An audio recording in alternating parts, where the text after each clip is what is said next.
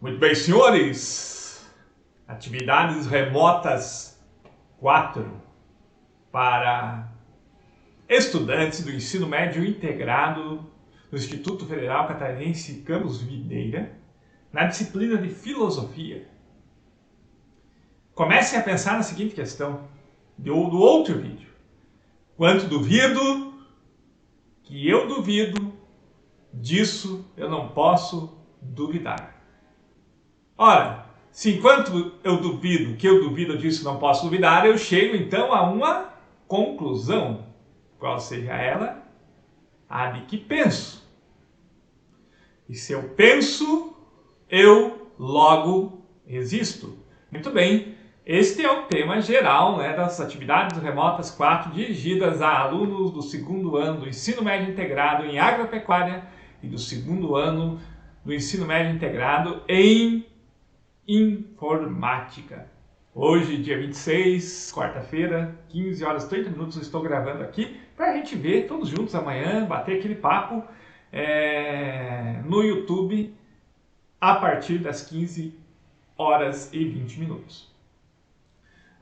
Neste vídeo vocês vão encontrar 4 momentos, quais sejam eles. No primeiro momento, como de costume, apresentarei a vocês o plano de atividades remotas, onde contém os objetivos, o que vamos fazer, etc. Aquele documento formal para que a coordenação do curso possa acompanhar, para que o pessoal da coordenação pedagógica possa acompanhar e também nós saibamos o que estamos fazendo, né? E, claro, aquele segundo momento do vídeo, que é o documento mais importante para você, estudante, para que você não se perca no prazo, para que você não se perca no conteúdo, para que você não se perca no mundo, na vida, e para que você exista enquanto estudante, que é o Guia do Estudante. O terceiro momento eu faço uma revisão de atividades remotas 3, e o quarto momento entramos no Penso, Logo Existo de René Descartes. Enquanto duvido, que eu duvido, disso eu não posso duvidar. Feita esta breve introdução, vamos então aos momentos deste vídeo. Deixe-me, como sempre, passar o mouse para outra página, fechar essa página aqui, voltar para a pasta Atividades Remotas 4, abrir o plano de atividades, que vale para todas as turmas, apesar deste aqui ser especificamente para agro. Vamos dar zoom para que todos nós possamos acompanhar muito bem a leitura do texto. Vou passar rapidamente o plano de atividades, vocês encontram lá no Siga, depois vai estar anexado lá. Eu tenho aqui com vocês dois objetivos. Quais sejam eles? Conhecer e avaliar o processo de construção do conhecimento no âmbito do racionalismo de Descartes. Esse é o nosso objetivo geral. E um objetivo um pouco mais específico, que é conhecer e analisar períodos da história da filosofia, no caso aqui, a modernidade. Já que Descartes, este filósofo francês, é considerado o fundador do pensamento moderno, o pai da modernidade. O conteúdo se refere à unidade 3 do plano de ensino, que tem como metas, entre suas metas, investigar teorias acerca do conhecimento, que nós já começamos em atividades remotas 3, e especificamente o racionalismo. Há uma avaliação, como sempre, depois eu explico melhor no Guia do Estudante, para ser postada no dia 4 de setembro, portanto conhecido por sexta-feira da outra semana, até meia-noite. E há um atendimento para todos vocês, síncrono, em que vocês tiverem suas dúvidas, a gente pode debater, enfim, o professor fica lá disponível a todas as turmas, das 10 às 11 da manhã, no dia 1 de setembro. Aqui está meu e-mail, aqui está meu canal do YouTube, minhas redes sociais, onde vocês podem tirar a sua dúvida a qualquer momento. Fechei esta página aqui. Vamos então ao segundo momento deste vídeo. Qual seja ele? Aquele que eu disse mais importante, documento mais importante, para que você não se perca no espaço, no tempo e no ser, que é o guia do estudante. Recolho esta página, esta aba ali, coloco em tela cheia, arrumo o zoom, mais um, e estamos vendo, dá para dar um pouquinho mais de zoom, né? Aham, agora ficou de perfeito tamanho. Muito bem, acesse o vídeo da aula do YouTube, quinta-feira, 27 de agosto, 15 horas 20 minutos. 15 horas 20 minutos. Vocês vão ver esta videoaula subindo, ela está gravada, mas o professor está lá ao vivo para ir batendo papo com vocês, reforçando os pontos mais importantes dessas atividades remotas 4. Então é muito importante que você venha para a atividade e interaja conosco no chat da atividade. Então é uma aula síncrona, apesar do conteúdo estar gravado. Aqui começa a questão importante. Neste link, vocês encontram 2 livros de Descartes. Depois do conteúdo, vocês vão entender melhor de que obras que se trata. Mas vocês encontram neste link aqui uma obra chamada Discurso do Método, que tem ali na minha prateleira à minha direita, e a obra Meditações Metafísicas, que tem na minha prateleira à direita, mas que estão digitalizadas ali. Então, você vai ver esta videoaula do professor e vai baixar os 2 livros, ou um dos livros, você que vai escolher, e vai escolher um dos capítulos. Então, vai lá, leia ou o capítulo 1, ou o capítulo 2 da obra Discurso do Método, ou o capítulo 1, ou o capítulo 2 da obra Meditações Metafísicas. Então, por que isso? Porque no Discurso do Método, Descartes, ele estabelece o que ele quer fazer com o conhecimento. Então ele analisa a própria história, o capítulo 1 do Discurso do Método, e no segundo capítulo ele propõe um método para a construção do conhecimento seguro, legítimo e verdadeiro. Na obra Meditações Metafísicas, ele aplica tudo isso na prática da vida dele. O professor não quer que vocês leiam tudo isso. Basta você escolher um capítulo, seja da obra Discurso do Método, ou seja da obra Meditações Metafísicas. Eu pensei muito, relutei, mas eu falei, eu não vou... É uma forma de a gente ler um filósofo, acho que é a primeira vez que vamos ler um texto de um filósofo, são textos escritos há pelo menos 390 anos atrás, né? Então são textos que estão bem atrás no tempo, mas que são extremamente relevantes para quem quer ser mulher e homem de ciência. Ainda hoje, qualquer lugar, qualquer faculdade séria levará em conta, né, estas obras para a construção da ciência do conhecimento. Então, estou dando a oportunidade para que vocês conheçam isto ainda no ensino médio. Depois, tem um vídeo, tem outras questões do Enem. Eu gravei um vídeo já sobre uma questão do Enem, sobre o racionalismo de Descartes. É um vídeo de 10, 11 minutos, basta você clicar aqui e você vê o meu vídeo. Permite, além desta aula, é um reforço para você entender melhor o que Descartes está tratando nestas 2 obras. Muito bem, depois de você ter tido contato com todo esse conteúdo aqui, qual seja ele, esta videoaula, ou ter feito a leitura de um dos capítulos, que não é coisa longa não, é coisa de 4 páginas no máximo cada um. Depois você ter olhado a questão do Enem discutida, debatida e explicada por mim neste link aqui, nós temos um momento avaliativo. Então, vou ler aqui para que vocês não se percam e na hora que o vídeo estiver subindo a gente reforça e tira dúvidas com vocês desse momento de avaliação. Então diz aqui, faça um trabalho que trate da relação de Descartes com a construção do conhecimento seguro, legítimo e verdadeiro, em amarelo, a partir de um, reforço aqui, de um dos capítulos lidos. O trabalho pode ser um cartoon, uma charge, uma paródia, um texto de opinião, uma atualização do texto para o nosso século, o século XXI, um poema, desde que bem feito. Pode ser um podcast, pode ser um vídeo, etc, etc, etc. Então, mais uma questão aqui. Esse trabalho ele pode ser feito em dupla, pode ser feito individualmente. Só tem uma questão aqui. Caso você faça o seu trabalho em dupla, os dois membros precisam postar o trabalho no Siga. Os dois membros. Vai ser o mesmo trabalho? Vai. Mas os dois membros precisam postar o trabalho. Então, para que a gente não tenha, já que nossa questão aqui é dúvida, para que a gente não tenha dúvida de quem fez, de quem não fez e não fique sem nota, tá bem?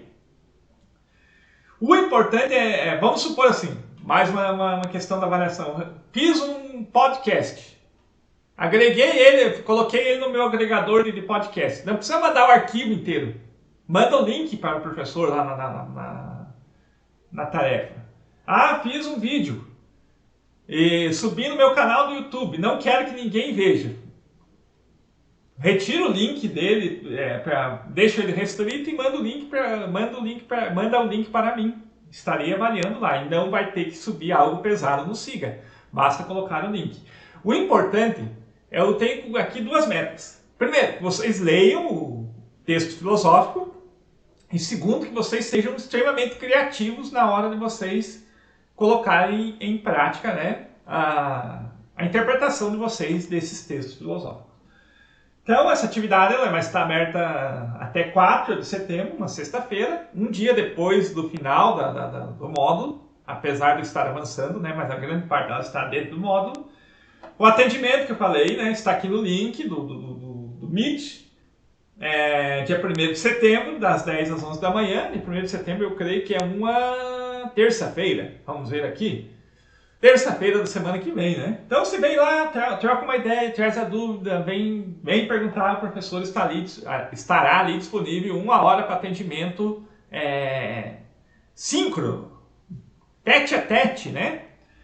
Claro, você pode me procurar a hora que quiser, por e-mail, por rede social, etc. Eu sempre estarei lá. E tenho sempre um material complementar, né? Tem um vídeo aqui, ele é um pouco longo, mas é legal que você pode ver com a sua família. É uma palestra que você pode colocar no computador, na TV, e você pode ver com a sua família. Que é Quem Somos Nós. E é feita a partir de René Descartes. Então você pode ver lá com a sua família, trocar uma ideia, aprender filosofia junto com eles. Enfim, creio que está mais ou menos explicado. Então vamos para o terceiro momento deste vídeo. Já se passam 12 minutos. Chimarrãozinho. Fechei aqui. Vou deixar aberto aqui o Descartes.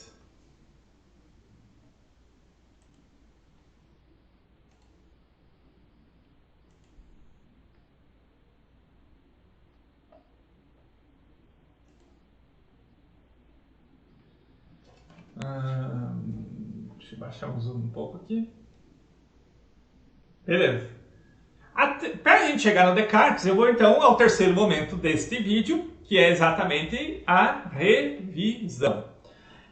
Nas atividades remotas 3, que eu ainda não avaliei, e aqui já deixo também o recado, aqui ainda não nos entendemos direito enquanto equipe de professores, equipe pedagógica, como serão as reavaliações. Portanto, a reavaliação ainda não fiz do primeiro trimestre, né? Mas fiquem atentos aí que nas próximas 1, 2 semanas a gente vai disponibilizar a reavaliação para quem precisa. Mas nas atividades remotas 3, que já é uma atividade para o segundo trimestre, eu ainda não avaliei, dado que estava fechando médias do primeiro TRI e preparando essas videoaulas, a gente tratou do tema gnosiologia. O que é uma gnosiologia? Lembrando, gnosiologia é a parte da filosofia que tem como objeto de discussão e de estudo o conhecimento. Portanto, gnoseologia é uma teoria acerca do conhecimento. No vídeo anterior, ou nas aulas anteriores de atividades remotas, a gente viu que esta teoria do conhecimento, desde a antiguidade, os filósofos lidam com a constituição daquilo que eles acreditam ser o conhecimento legítimo, seguro e verdadeiro. Mas é tão somente no século XV e no século XVI que o conhecimento se torna uma parte autônoma da filosofia, em que os filósofos vão se dedicar exclusivamente a resolver questões e teorias acerca do conhecimento. É o caso de Descartes. Se vocês forem voltar um pouquinho mais atrás, nas atividades remotas 2, a gente lidou muito com o Renascimento. E como o Renascimento trouxe uma crise para a física estudada naquele tempo, o Renascimento trouxe uma crise para a geografia estudada naquele tempo, dado que um novo mundo aparece nos mapas, um novo território, que são as Américas. O conhecimento passa a ser difundido através da imprensa, né? Não é mais um manuscrito do monge, mas Gutenberg, né? Em 1453 ele cria a máquina de imprensa. Lutero cola as 95 teses contra o catolicismo na Catedral de Gutenberg, né? Isso em 1517. Então tudo isso coloca em crise. Além disso, nós temos a peste negra, né, nesse tempo. Tudo isso coloca em crise, além dessa epidemia da peste negra, coloca em crise o modelo de conhecimento proposto como seguro, legítimo e verdadeiro até então. Aí nós temos fatos como a condenação de Galileu à prisão perpétua por defender o heliocentrismo. Nós temos a morte de Giordano Bruno por defender o multiverso e não o universo. Nós temos a Revolução Copernicana, que é aquela ideia de que é o Sol que organiza os corpos celestes e não a Terra. Nós temos uma teoria da física aristotélica quebrada. Tudo isso coloca em xeque, então, o conhecimento. Então, esse é o contexto histórico, né? Onde surge isso que nós conhecemos por gnoseologia, ou seja, teoria acerca do conhecimento. E o primeiro grande... o conhecimento ele deixa de ser algo... eu vou conhecer porque Deus me fez assim, né? Ser propenso a construir conhecimento, como pensavam os medievais. Ou eu vou conhecer porque é uma atividade do espírito, como pensavam os antigos.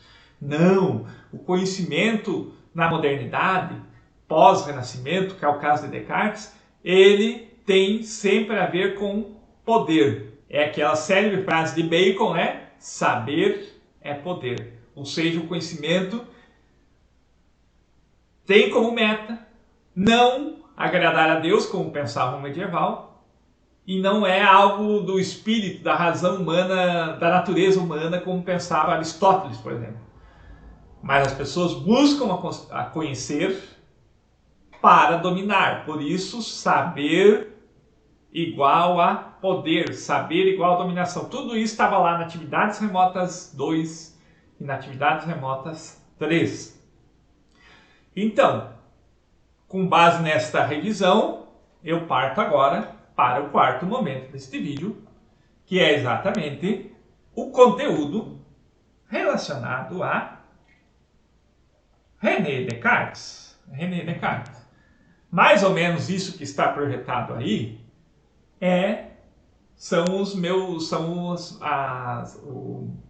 o índice do que vou tratar com vocês a partir de agora, do minuto 19 deste vídeo. Chimarrãozinho para melhorar a garganta.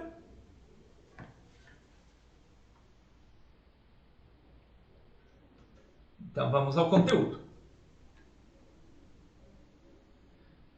Então este senhor aqui, René Descartes, ele nasceu em 1596, portanto, saindo do século XVI e indo já para o século XVII. Ele era um filósofo francês, matemático, muito importante aqui, considerado o fundador da filosofia moderna, é o pai da modernidade. Então, sua filosofia se concentra naquilo que nós estamos chamando de gnoseologia, ou seja, uma teoria acerca do conhecimento, e ele, portanto, procura construir um conhecimento que o professor aqui chama de seguro, legítimo e verdadeiro.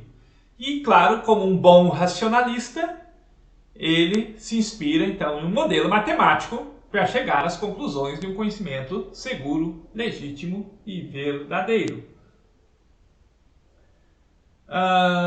O que significa ser racionalista, professor? Vamos lá. Duas posições, né? Duas posições filosóficas sobre o conhecimento no século XVI.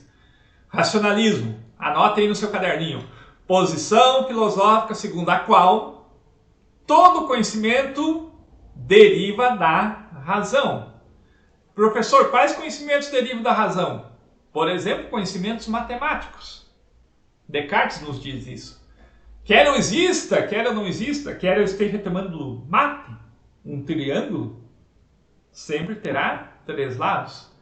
Quer eu esteja no bairro Quartel, nos Altos de Videira, quer eu esteja nos fundos do Cafundó de Ibiã, 1 mais 1 é igual a 2, diz Descartes. Então, essa é a questão. Então, o conhecimento matemático é um exemplo de conhecimento puramente lógico-racional.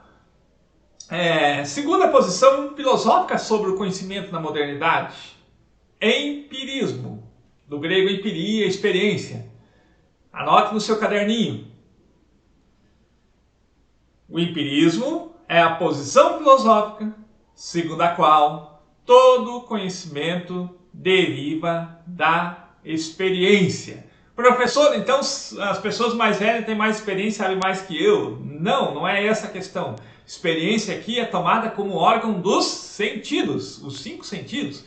Então só é conhecimento para o empirista, seguro, legítimo e verdadeiro, aquele que eu ouço, aquilo que eu vejo, aquilo que eu tateio, aquilo que eu sinto o odor e aquilo que eu sinto o paladar. Está ligado aos 5 sentidos. Descartes, ele é radicalmente contra o empirismo. Já vamos entender por quê. Muito importante sobre as obras de Descartes, né? Vocês vão ter que ler um dos capítulos ou do discurso do método ou das meditações. Descartes, ele faz lá no primeiro capítulo do discurso do método, ele faz um diário de como era a formação dele. E o que ele vai encontrar? Ele vai ver que a formação dele, a escola que ele estudava, que era uma escola jesuíta, ensinou muitas coisas erradas em geometria, muitas coisas erradas em física, porque ainda estava sob o império do modelo de ciência aristotélico, aquilo que nós já tratamos em vídeos anteriores. Então ele coloca em dúvida toda essa formação dele. E ao colocar em dúvida, aqui vem um conceito que cai no Enem, cai no vestibular, cai em vários lugares, que é o conceito de dúvida metódica. Professor, o que é dúvida metódica? Eu respondo para ti, meu querido. Dúvida metódica é aquela dúvida que você aplica para chegar a uma certeza, a um conhecimento legítimo, seguro e verdadeiro. E existe a dúvida cética, o ceticismo, que é aquela dúvida que não te leva a nada, só te leva a ter mais dúvida. Descartes, ele é o representante principal da dúvida. Então, só é conhecimento verdadeiro aquele conhecimento que passa pelo funil da dúvida. Vamos supor assim, eu tenho um funil lá, onde eu coloco várias coisas. Só vai ser verdadeiro aquele que resiste à dúvida, a dúvida metódica. Isso está colocado no segundo capítulo do discurso do método, quando Descartes estabelece 4 regras para o conhecimento seguro, legítimo e verdadeiro. Então, primeira regra, colocar tudo em dúvida. É o funil da dúvida. Só pode ser aceito como verdadeiro aquele que resiste à dúvida. Segundo, dividir essa dúvida, esse problema, em quantas partes forem necessárias. Então, coloquei em dúvida, dividi o meu problema Qualquer cientista usa essa parte do recorte científico, do recorte do tema a ser investigado. Terceiro passo do método de Descartes: sempre resolver esse meu problema das questões mais fáceis às questões mais complexas, mais difíceis. Isso é dica de como resolver provas de vestibular, do Enem ou de uma matéria qualquer. Você tem que resolver primeiro as tuas questões mais fáceis para a tua mente não ficar perturbada, para depois se dedicar às mais difíceis. Então veja bem, duvidei, dividi, resolvi as questões da mais fácil à mais difícil e por último faço uma revisão, que é a síntese, né? Novamente eu vou colocar tudo em dúvida, novamente eu vou dividir tudo e novamente vou fazer a síntese. Se cheguei a alguma... Não é possível mais colocar em dúvida. Opa! Eureka! Cheguei ao conhecimento seguro, legítimo e verdadeiro. Isso tudo está colocado no primeiro e segundo capítulo do Discurso do Método. As Meditações Metafísicas, de 1641, Descartes estava na Alemanha e ele dizia: estava eu na Alemanha tomando vinho quente, na beira da lareira, quando de repente me surgiu esses pensamentos. E ele começa a aplicar nele mesmo tudo aquilo que ele colocou no primeiro e no segundo capítulo. Ele diz assim: e se tiver e se esse mundo que eu vejo for uma Matrix? Aliás, o filme Matrix é inspirado totalmente nessa obra, né? É uma Matrix, é alguma coisa que uma mente superior pensou para me enganar. E se eu estiver os meus sentidos estiverem me enganando, isso que eu estou pensando é só uma ilusão dos sentidos. E aí ele chega naquilo que a gente começou no vídeo. Ora, se eu consigo pensar nisso, é porque eu existo. Então, se eu consigo colocar essas coisas em dúvida, eu estou pensando. E se eu estou pensando, logo eu existo. É o famoso enquanto duvido, que eu duvido, disso eu não vou duvidar. Ele chega então à famosa fórmula do penso, logo existo. Isso é o segundo capítulo das meditações. No primeiro capítulo das meditações, ele vai pensar que existe um gênio maligno enganando ele, ele vai pensar que o sentido nos engana, ele vai colocar em dúvida tudo. É a aplicação do discurso do método. Vocês não vão ler tudo isso. Caso queiram ler, claro, podem ler. Mas para mim, basta que vocês tenham acesso a um desses capítulos e façam seus trabalhos. E aí vem outras obras aqui que não me interessam. Essas duas obras que eu estou falando caem no Enem. Inclusive, vou gravar mais um vídeo sobre a questão do Enem, de Descartes, né? Que é isso que eu estou colocando para vocês. Vamos adiante ainda. Então, aqui eu trouxe um recorte daquilo que Descartes fez com ele mesmo, que é uma análise da própria formação. Ele olhou para ele, olhou para a escola que ele estudava e disse: há algum tempo eu me apercebi que desde meus primeiros anos recebera muitas falsas opiniões como verdadeiras. Então ele vai colocar em dúvida a própria informação, o próprio sistema de ensino que educou ele, que é o sistema jesuíta, né? Então é o funil da dúvida. É a primeira peneira do funil do conhecimento. Colocar em dúvida. Está colocando em dúvida a própria formação, né? Então ele não tem uma atitude diante do conhecimento como tinham os medievais, que eram dogmáticos. Professor, o que é um dogmático? Dogmático é aquele que sempre... ele acha que tudo está certo e não precisa ser colocado em dúvida. E aí, inclusive, ele fica bravo quando a sua opinião é colocada em dúvida. Descartes odiaria, né, o século XXI, porque as pessoas estão extremamente agarradas nas suas próprias dúvidas, nas suas próprias opiniões, melhor dizendo, né? Então, é com isso então que ele escreve o Discurso do Método. Descartes ele tem um receio. Qual que é o receio? Qual que é o medo de Descartes? É de que o destino dele seja igual ao do amigo dele, Galileu Galilei, que estava sendo julgado, que recebeu uma prisão perpétua como sentença por duvidar, né, da física ensinada pela igreja, por duvidar da geografia ensinada pela igreja. Então ele tem esse medo. E ele diz, o que eu estou escrevendo aqui no discurso do método vale só para mim. Agora, pensem comigo, meus alunos. Se a pessoa vai escrever um livro que só vale para ele, não. O que eu tento escrever se eu escrevo meus pensamentos em algum lugar é porque eu quero que outros leiam, que eu quero que outros tenham acesso. Mas Descartes estava se precavendo, né? Ele estava se precavendo para não ter o mesmo destino de Galileu, de Giordano Bruno, né? Que foram condenados pela Inquisição por duvidar, né? Da física, da geografia, da matemática do seu tempo, né? Então é o projeto de uma fundamentação rigorosa do saber, aquilo que eu chamo de atividade de conhecimento seguro, legítimo e verdadeiro. Como faz isso? O funil da dúvida, que o professor já falou, né?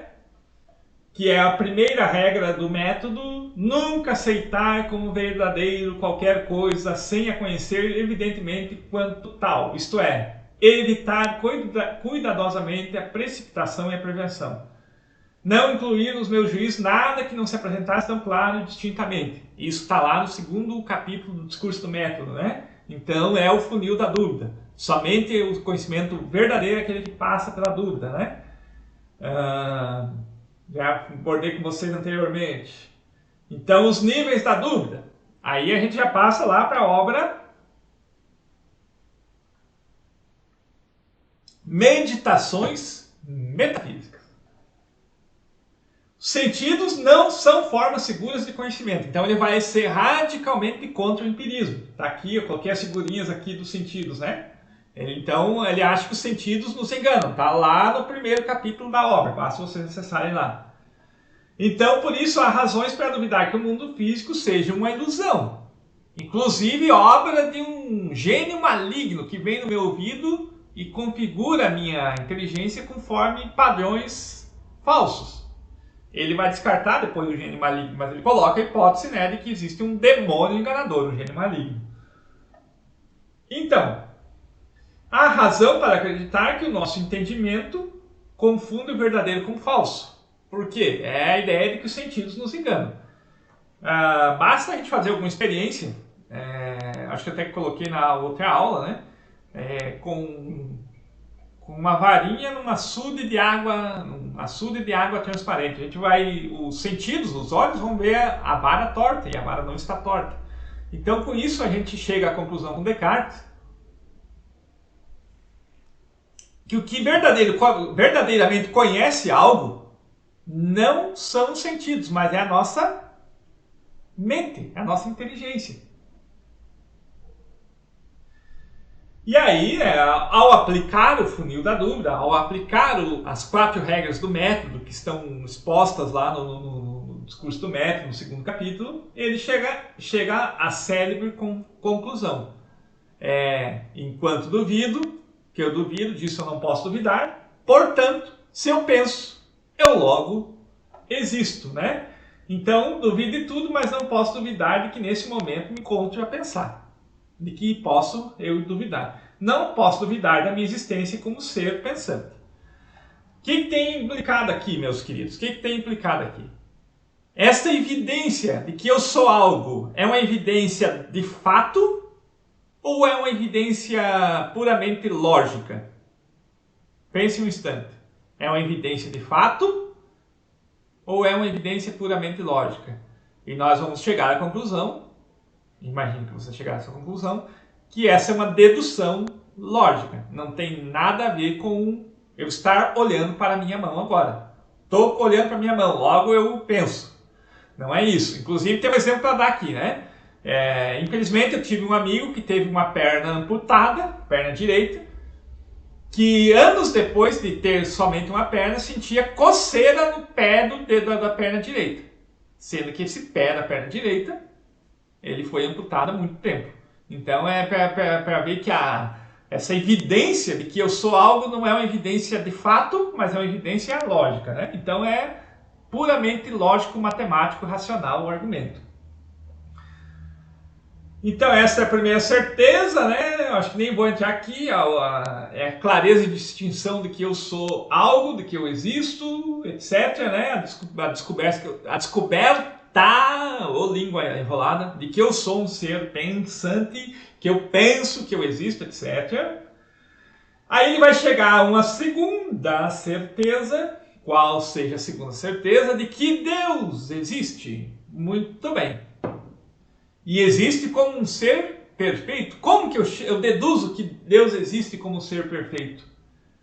Porque eu sou imperfeito.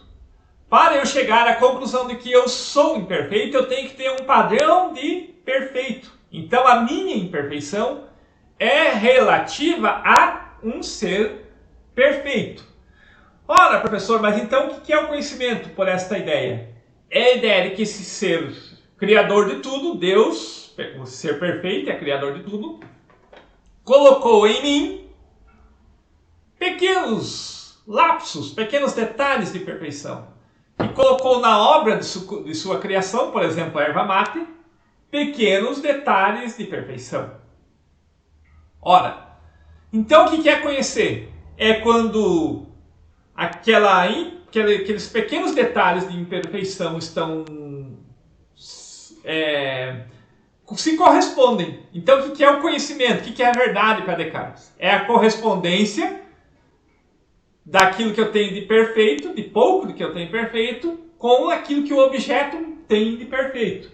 Então, o responsável por esta relação, pelo conhecimento que é esta relação, é Deus, um ser perfeito, que colocou em toda a sua obra pitadas, pequenas pitadas de perfeição, que se correspondem e o ser humano pode conhecer. Então esta é a ideia de que Deus faz parte do sistema cartesiano, também está naquela mesma lógica de não ser julgado pela Inquisição. Ele tem que colocar Deus no seu sistema para não ser julgado, para não ser condenado à morte. Então Deus está bem colocado no sistema e o sistema para funcionar, o sistema cartesiano de Descartes para funcionar, precisa da ideia de Deus. Então Deus como garantidor da verdade, que é isso que eu estou dizendo. Deus é autor de tudo, ele criou tudo segundo Descartes e colocou pitadas de perfeição. Então Deus, como sendo perfeito, ele não pode enganar ninguém. Ele não é aquele gênio maligno que engana todo mundo. Lembrando, gente, isso aqui está já no segundo capítulo das meditações metafísicas. Aí vem essa conclusão aqui, ó. Deus garante a validade da evidência no meu pensamento, das coisas presentes no meu pensamento, como a ideia de erva mate boa. Isso não é o critério, é a perfeição que Deus colocou em mim. Esse critério de perfeição. Então, Deus garante a crença da existência do mundo físico, apoiado na ideia clara e distinta de que o mundo é uma realidade extensa, uma realidade que existe por causa de Deus, como realidade corpórea por causa de Deus. Então, aí vem a ideia de que esse mundo existe, esse mundo dos fatos existe, ele não é um sonho, não é fruto de um gênio maligno, não é uma enganação dos sentidos, mas é a obra da criação divina, Com isso nós chegamos então ao final desta aula, onde abordamos René Descartes e sua gnoseologia, ou seja, sua teoria do conhecimento. Uma breve revisão aqui. Descartes, então, primeiro de tudo, considerado o pai da filosofia moderna. Começou seu pensamento no século XVII e final do século XVI. É o principal representante do racionalismo. Escreveu duas obras bastante importantes que até hoje as pessoas que vão para as universidades sérias precisam estudar para se tornarem bons acadêmicos, que é o discurso do método e as meditações metafísicas. Colocou como critério para se chegar à certeza, a verdades, o conhecimento seguro, legítimo e verdadeiro, o funil da dúvida, que possui 4 passos. Colocar tudo em dúvida, dividir o problema, ir do problema da questão mais simples à mais complexa e, por fim, revisar tudo. Tudo isso com com a finalidade de aplicar a si mesmo as ciências, aquela tese da dúvida metódica, que é diferente da dúvida cética. Dito isso, fico por aqui, se cuidem, abraço para os seus, não deixem de tirar sua dúvida, venham para o atendimento e até dia 1º no nosso atendimento.